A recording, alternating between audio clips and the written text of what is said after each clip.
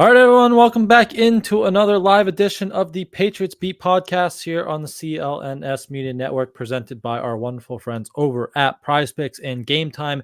It is Brian Hines back as always with Alex Barth. Day 19 of Patriots training camp is in the books. We are almost across the finish line. One more day of practice. It was a long day at Gillette today. They practiced nearly 2.5 hours. Unfortunately, they weren't in full pads, but they're still in this kind of hybrid practice week as they're game prepping with scout team stuff and their player evaluating. So a long practice and a lot of important information before practice, because we talked to the Patriots offensive assistant coaches for the first time since the spring. Obviously, lots of Drake May and quarterback talk with Alex Van Pelt, TC McCartney. Got some good wide receiver stuff out of Tyler Hughes and Van Pelt as well. So we'll talk about all what they had to say and some things that happened in practice as well. But starting, as always, with the quarterbacks, with Drake May, Alex Van Pelt, TC McCartney, seemed like they were very encouraged by the progress that the rookie has been making, specifically with the footwork, tying his eyes to his feet and stuff like that. But it still seems pretty clear from what they had to say and from, again, the reps on the practice field today, which we can get into, that Jacoby Brissett is the starting quarterback. Alex Van Pelt even said, someone asked, why isn't Drake May getting more reps with the ones? And he said, Jacoby, he's our starter. So still feels pretty clear that week one, it's most likely going to be Jacoby Brissett at this point. Yeah, it seems like things are trending that way. And some of the reasons they're giving out as for why Drake May isn't repping more with the ones, makes sense. And some of the things they want to see from him, I understand that thought process. But this is within your control. I think he even said, we'd like to see him out there with the starters more. It's I think you should leave me with the guy in the banana suit, right? We're all trying, or in the hot dog suit. Sorry, wow. We're all looking for the guy who did this. We're all trying to find the guy who's not letting Drake May rep with the ones, right? So I understand the process. I think it's the right process. Do they want him to start week one or not? Because they're operating like they don't want him to start week one, which is fine, by the way, which is fine. They're operating like they're taking him along slowly, but then they're saying, well, it's a competition. We just need to see him more with the ones, but then they're not putting him with the ones. So it's not really a competition. Again, I like the process. I've said I would give him a month, and would give him a month. I really more so mean give the team a month to get ready for him. I'd give him a month, but then don't tell us that when we can clearly see there's no competition. I don't know why they're leaving that door open. And Van Pelt didn't do it as bad as Mayo. He was asked about Mayo saying it's a competition and basically just referred back to those comments. I wouldn't say he added anything on his own, which is probably the right call in his situation. But yeah, I mean, the plan's clear as day. They're just not acknowledging it. That to me is what's going on here. Yeah, it seems pretty set that they're ready to let him sit at least a month, right? We were talking week 5 a lot yesterday. Right. And a lot of that feels like command of the playbook, command of the huddle, even though Gerard said, he's 100% confident that May could run a huddle. Listening to those guys, I have the quote from AVP today, and he said, there are certain things in this offense that Jacoby, having played in this offense before, you understand some of the tools that you get to use in certain situations, pressure situations, things like that. Just going back to the experience Jacoby has in this offense. Again, he spent 2022 with them, played 11 games under Van Pelt. TC McCartney even mentioned, you're limited in the kind of defenses you get to see in training camp. You get more of those exotic looks and different defenses as you move into the regular season. So maybe take a month. You see some of those other defenses on film. He obviously won't be out there. Jacoby will be out there. And maybe he gets a little bit more comfortable still in the huddle with command of the little things in the offense, and then you kind of turn it over. That seemed like one of their bigger selling points today was just, again, the experience that you would expect a guy like Jacoby Brissett to have, and that seemed like one of the big things working in Brissett's favor right now.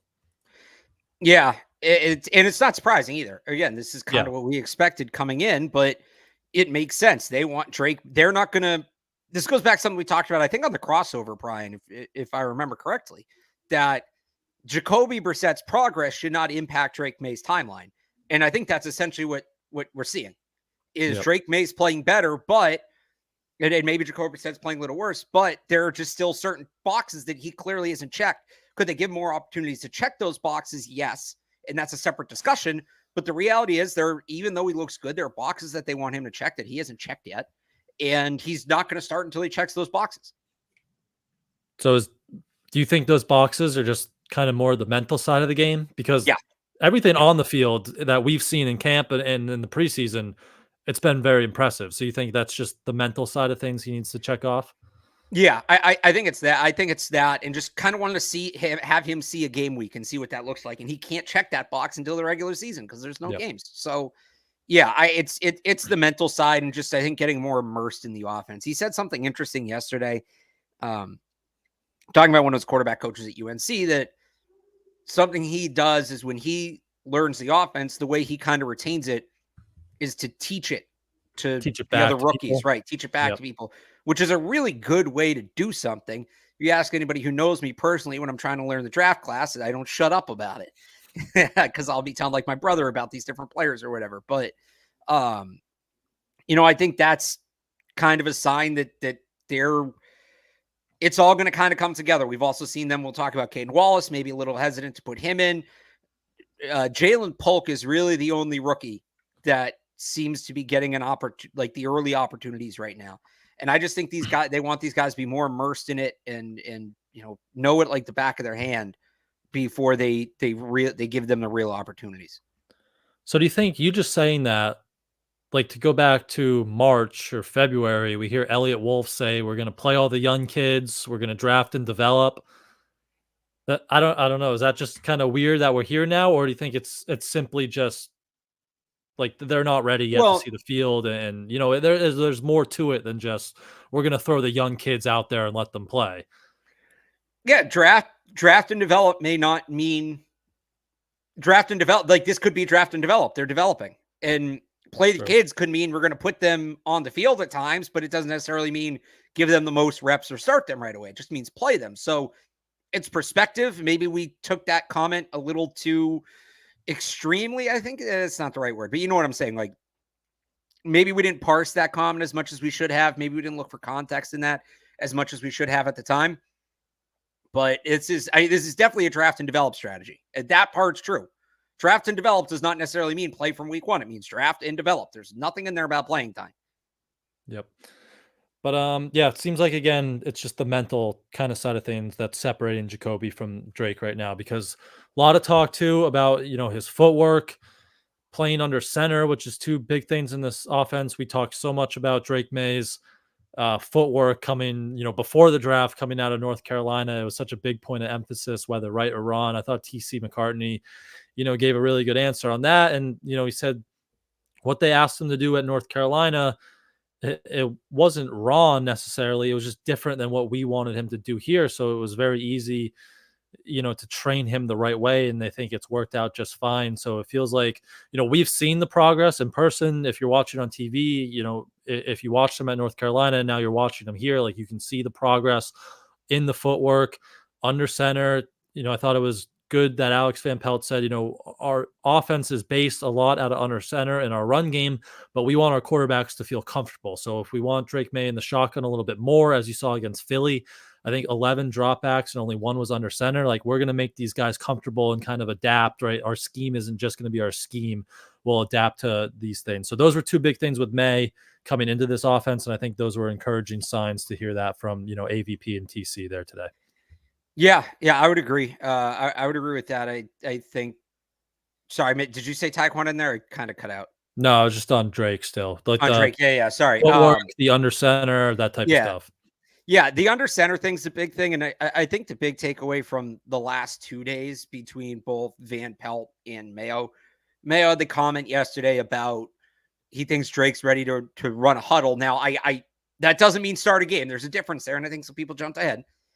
But Mayo saying he's ready to run huddle. Some of the stuff Van Pelt said today about his progress maybe eliminates the conversation of the buffer quarterback, as we've been calling it.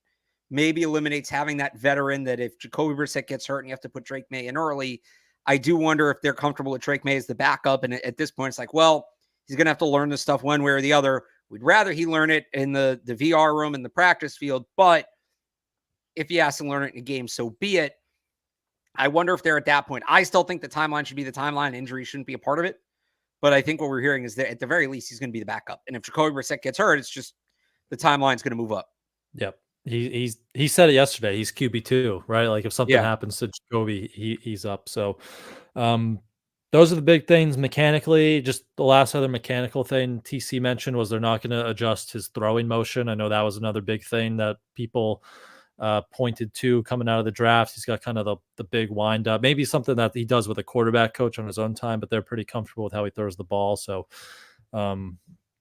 just seemed positive with his mechanics. So anything else on May or Jacoby specifically from any of the coaches today?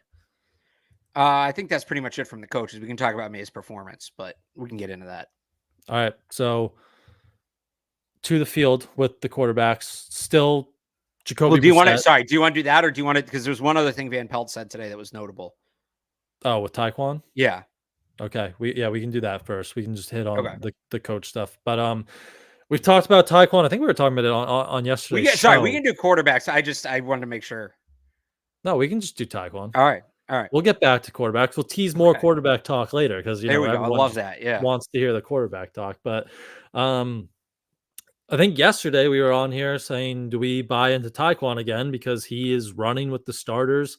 He really seems like their top X receiver, and we asked Alex Van Pelt today, and he had a lot of praise for him. I don't have the exact quote. I don't know if you have it up, but I'm trying to find it. Yeah, give me a second. He mentioned his ability to separate. Deep downfield, obviously the speed is a factor. Even Tyler Hughes said, the receivers coach said, not only like his lawn speed, but he's become a better route runner in the short and intermediate areas of the field as well. So the playing time suggests Taekwon is going to be on the roster, and now the compliments from the coaching staff and the good words from the coaching staff, like he's on the roster and he's going to have a role week one as long as he's healthy going forward. Yeah, talked about and was great. His ability to separate is special, his speed downfield. And he also mentioned he's been more competitive at the catch point this summer. Yep. Mentioned how he's put that weight on. They clearly want him to be the X. They clearly want him to be a big part of the offense. And do I think his performance has earned that this camp? No. Do I think in some ways he's the best fit for that role? If you just look at it, yes. But here's what concerns me. I think I talked about this yesterday, but I talked about it on a show yesterday. I don't remember if it was this one. I think it was this one. Too many shows, too many days. All right. The same days. We're almost done here. One more day. I'm concerned about them, fitting Taekwon into a key role in the offense because you can't count on him to be out there. And if you think your offense needs Taekwon Thornton, that's concerning because you're probably not going to have him for 17 games. Yeah. And that's where I get worried, is them penciling him into that big of a role when durability's been an issue. I know we put on more weight. I know that's supposed to help, but it just does worry me how much it seems like they plan on relying on him this year. Yep. I mean, he has survived the ground a few times, so that's been a positive. That's been improvements. But yeah, he hasn't – I don't think he's taken a hit in a preseason game, right? Because the one target in the first game was overthrown. I don't think he had a catch last week, right, against Philly. So I don't think he's taken a hit in kind of live action yet. So we'll keep looking there. Someone asked too, Javon Baker, Taekwon Thornton. Taekwon's ran over him. He's probably been more impressive too. It's been kind of the downward trajectory for Javon Baker lately. So he's pretty clearly ahead of him. I would say at this point, Taekwon ahead of Javon Baker. So yeah, I would agree with that. But yeah, we're doing Taekwon for now, it looks like. So Taekwon's on the roster and lots of praise there. So let's take one very quick break. We'll hear from our friends over at PrizePicks, and then we will get back to a little bit more of what happened in today's practice down there at Gillette.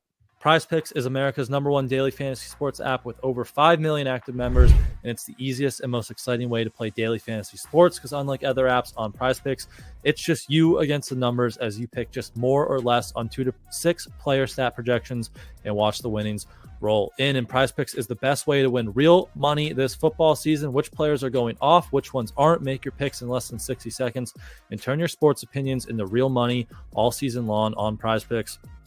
And I know we're all excited to see Drake May eventually, but another rookie quarterback is going to start week 1 out in Chicago, and one Caleb Williams passing yard gets you 1 win on PrizePicks every week in September. That's right, only 1 yard gets you an automatic win every football season or weekend in September. So that's 4 weeks of free W's. Don't miss this deal on PrizePicks because it's gone when September ends. Great song, shout out Green Day. But download PrizePicks app today and use code CLNS for a first deposit match up to $100. That's code CLNS on PrizePicks for a deposit match up to $100. PrizePicks, run your game. All right, before we get to today's practice, I want to pull this up. Just good discussion point. Lowe says, how cool would it be to see Bourne, Pop, and Tyquan as the top 3? Where do you think Kendrick Bourne kind of fits into this when he comes back? Because what we've seen in practice with him on Pop has been Tyquan at the X, Pop in the slot, and then it's been pretty consistent of late.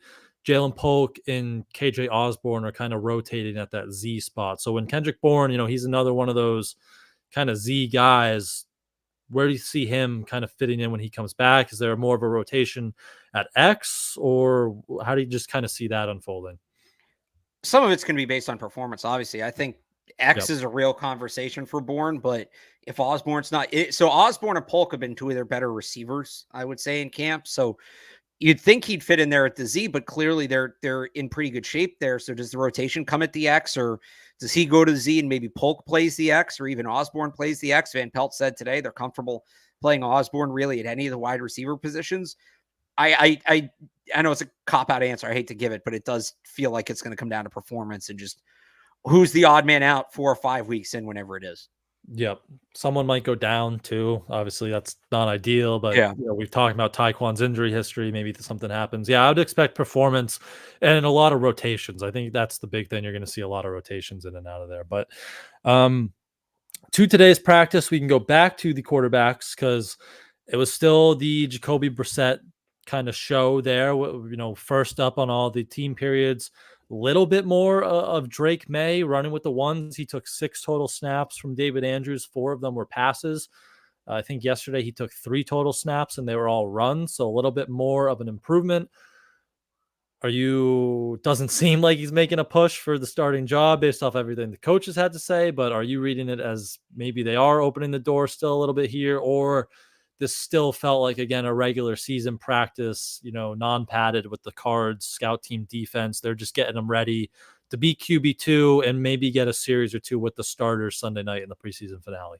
Yeah, it still feels like they're getting him ready for just Sunday. And the fact they're giving him such few reps, he finally threw today, but it was nothing past the line of scrimmage. This doesn't feel like those quality starter reps both coaches have talked about when talking about Drake May needing to be ready for a regular season start. This just feels like, let's just get everybody on the same page for Sunday night. And then I think when they go back behind closed doors next week, it's going to go back to being more or less exclusively Jacoby Brissett. Yep. I could see it keeping like that in the regular season, right? Because you still want Brissett, or you still want May to get a few reps here and there with the starters. And it's still, Jacoby taking the most. I didn't tally up his, but he still, dominates the ones. And then May comes in for like 2 or 3 plays there at the end of each period. So I think that would be a good way to kind of carry that into the regular season. So you're still getting May some experience and time with those guys. So I'd like that rotation again if they're starting Brissett. So, but anything performance-wise out of those 2, just again felt more of the same. Yeah, I thought what we've seen. Brissett was better today. He had a deep connection to KJ Osborne. That was a good throw. It didn't feel like he was spraying it quite as much. May was good again. When he threw. I thought the big thing today, he was throwing a lot outside the numbers and really showcasing that arm strength and zipping the ball some harder to reach parts of the field. Had a good deep crosser to Jalen Polk as well. He's just throwing the ball really well right now. And again, that mental stuff's going to have to come, but physically he's looked the part. Yep. The only thing working in Brissett's favor on the field, I think still is that final 1 minute, 2 minute hurry. Yeah, that's a good point. I meant to bring that up. Because they did another one. They ended practice again today, and Brissett led a 1, 2, 3, 4, 5, 6, 7 play drive. It was 1:01 on the clock, started at the 35-yard line. Brissett led a 7 play field goal drive, couple spikes in there too. And then which is pretty consistent. He's been leading mostly field goal drives, Yeah. and I think he had one touchdown drive even earlier in the summer. So he's been good in those situations. And then it goes to May, and it's kind of a complete different story. I mean, today his first pass kind of forced it into Jaheim Bell, but it hit off his hands or chest, bounced into the air, and was intercepted by Tristan Hill. So just one play and it was over. And that's been, again, kind of a reoccurring theme where in those hurry up situations, Brissett has some success. In May, he's working with the twos, it's fair to point out, but he just hasn't had that success in that final hurry up situation really throughout the whole summer here. Yeah, that's been one constant. And I wonder if that goes to the mental side, because it feels like he's very rushed. It feels like he's very sped up. He's not thinking things through in those situations. And I wonder if that's part of what's concerning for the coaches, that when you get the livest reps of camp, which are those 1 minute or 2 minute situations, that's where he's been at his weakest. Yep. I still would have liked to see them. I don't know. The Philly game, he led like the 2 scoring drives, and then they could have got the ball back with like 40 seconds left, and they took it into the locker room, which like I got because it was back-to-back good drives, right? Like end on a positive, but it would have been kind of nice to see like 2 timeouts, 40 seconds, and live action, one of those hurry up drills. But I don't blame them too much because, again, take a positive into the locker room at that point. But yeah, that's been, again, just kind of a reoccurring theme this summer that he struggled in those situations. So that kind of continued today. But any last thoughts on the quarterback, or we can go elsewhere? Quarterbacks. Yeah, I think that's pretty much it on the quarterbacks. Yep. Let's go to the offensive line. Moving guys all over the place again today. Vidarian Lowe was out. He's reportedly dealing with kind of a minor oblique injury that he suffered yesterday. So he was out. So we saw Chooks Okorafor flip back over to the left side. Big Mike Onwenu kick out to the right side. And Layden Robinson, who's been, gaining some momentum here, steps in for Big Mike at right guard. Alex Van Pelt said they hope to solidify this starting 5 after this preseason game. Do you think that's what it's going to be, or could Vidarian Lowe get healthy and switch that up? Just what's going on the offensive line right now?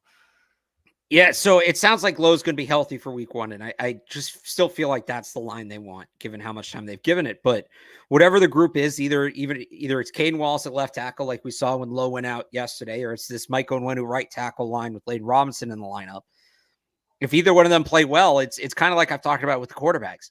If one of those groups works, even if they go back to Vidarian Lowe at some point, if he's struggling, you now know you have another group in your back pocket, and maybe it forces their hand a little bit early. So it'll be an interesting opportunity. It'll be interesting to see what they go with on Sunday night. But the Onwenu line, like I get getting Layden Robinson in. I just, a 350-pound tackle in this offense is asking a lot. It's really asking a lot of any offense, honestly. Yeah, that's true. So I don't. Maybe they're not ready for Caden Wallace, and I get he's still kind of raw, and this ultimately goes back to you should have added some actual freaking tackles in the offseason to be ready for this kind of situation. But I just get nervous because if you move Mike Onwenu out to tackle and he struggles, that's your one kind of blue chip lineman.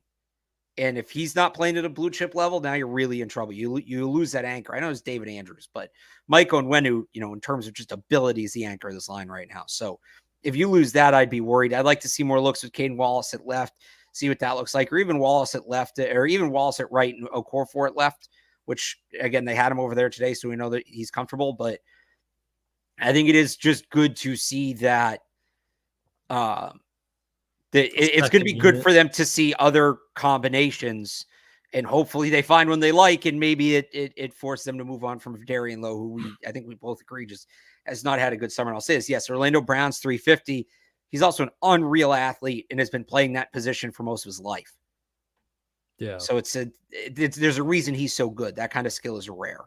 He's not a guard at heart who has struggled at times at tackle, with athletic speed rushers along the edge and stuff like that. But yeah, I wonder if, again, it was a non-padded practice today. So I wonder if they said, let's go with this lineup just to see a second look, because yesterday when the pads were on, it was just plug and play Caden Wallace for Vidarian Lowe. They didn't shuffle everything around. So I wonder if they took that today as, a non-padded practice. They were doing that contingency thing last week where they were flipping through all these rotations.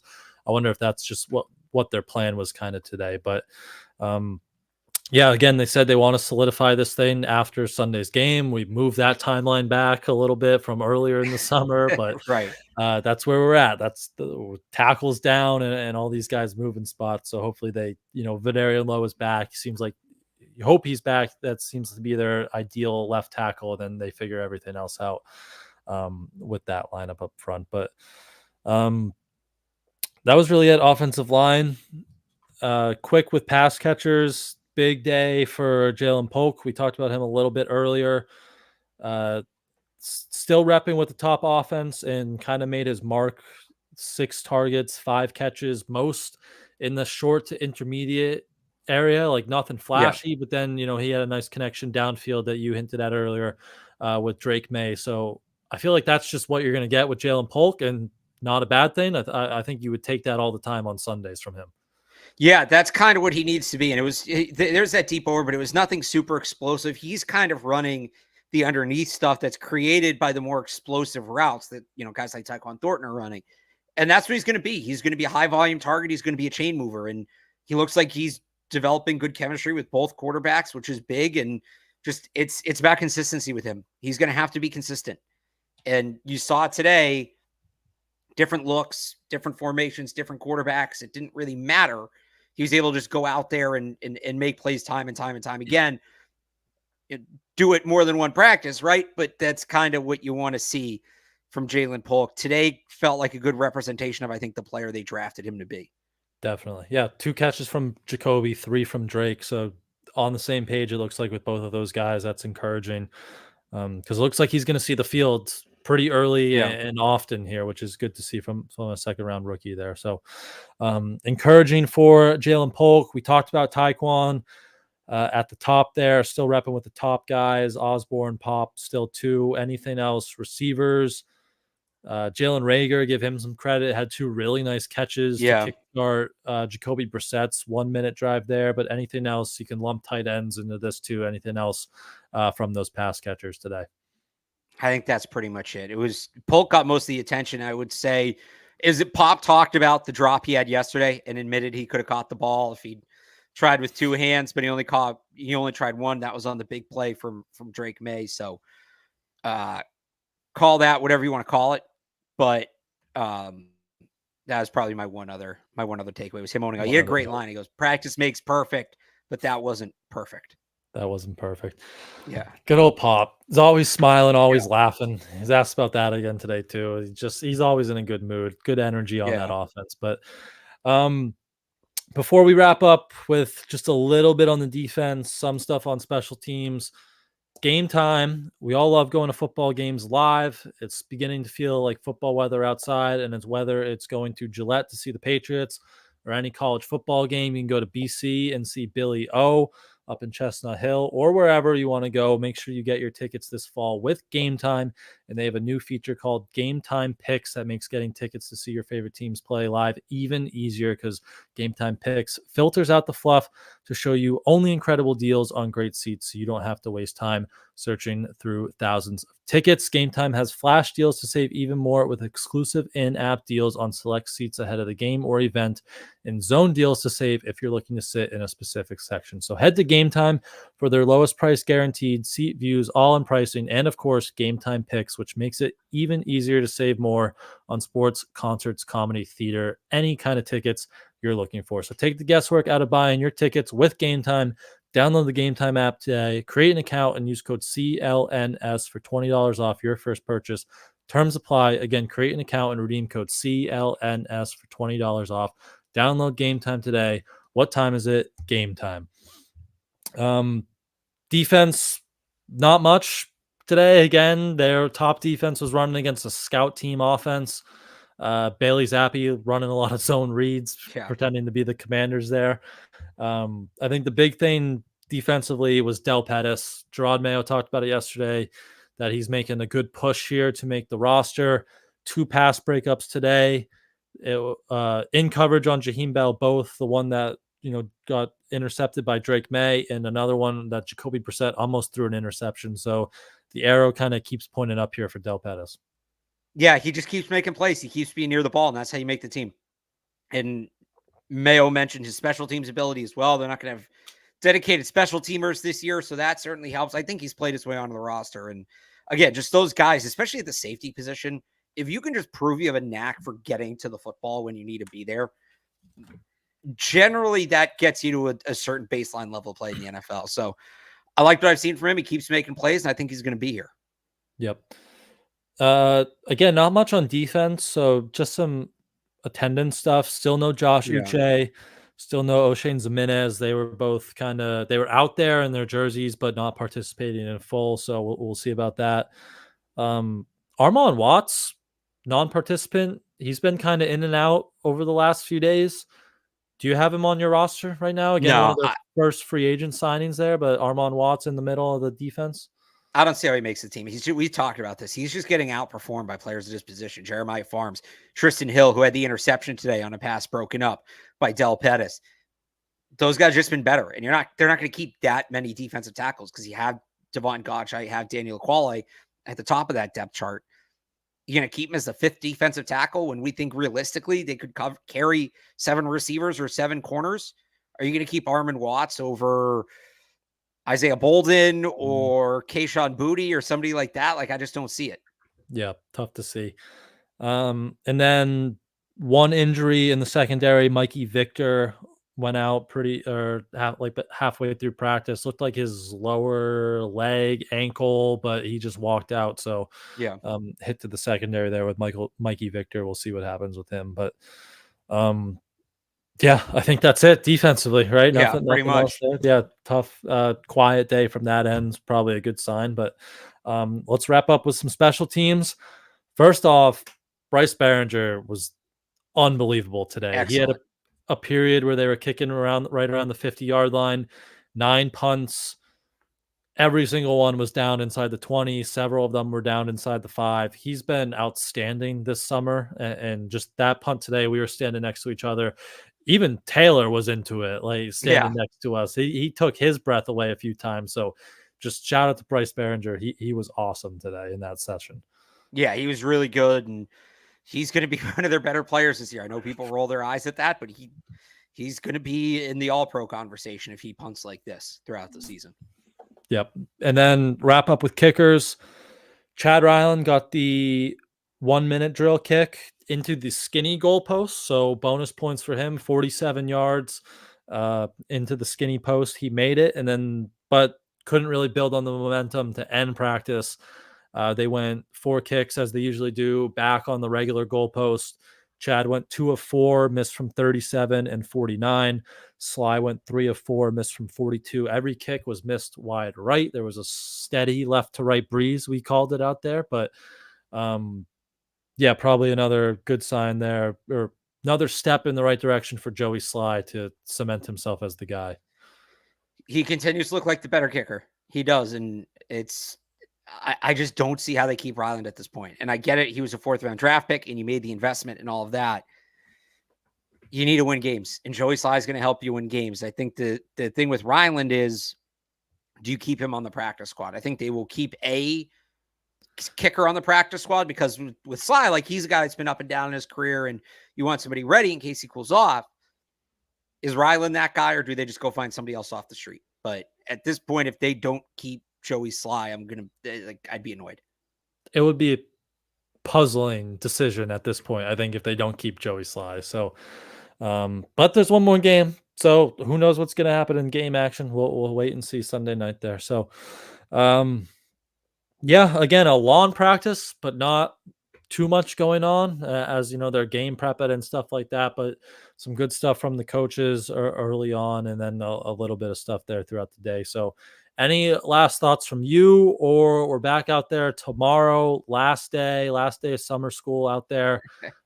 Anything, I don't know, you think they'll be back in full pads, or anything you're just kind of looking forward to on this final day here? Well, if they are mirroring a game week, this is a lighter practice. It's generally Fridays is kind of not quite a walkthrough, but more just situational stuff rather than the full playbook. We'll see what Drake May does. We'll see if he gets more reps. But I guess the one thing you're looking into more so going to that final practice is going to this final practice will be the offensive line configuration. If Fedarian Lowe's not out there, do they go to a third combination? Do they go back to Michael Nguyen? Do they go back to Caden Wallace? But I think we've seen everything we're going to see. And I say that meaning these have not been your typical training camp practices that are like evaluation competitive type of practices. These are more instructional practices. And there's just not as much you can glean from those. So it's a different setup than in years past.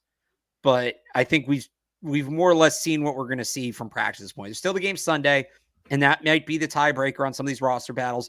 Backup center is going to be one. Liam Fornadell had a couple bad snaps today. Didn't touch on that a ton, but I think for the most part, like there's not that much more information coming.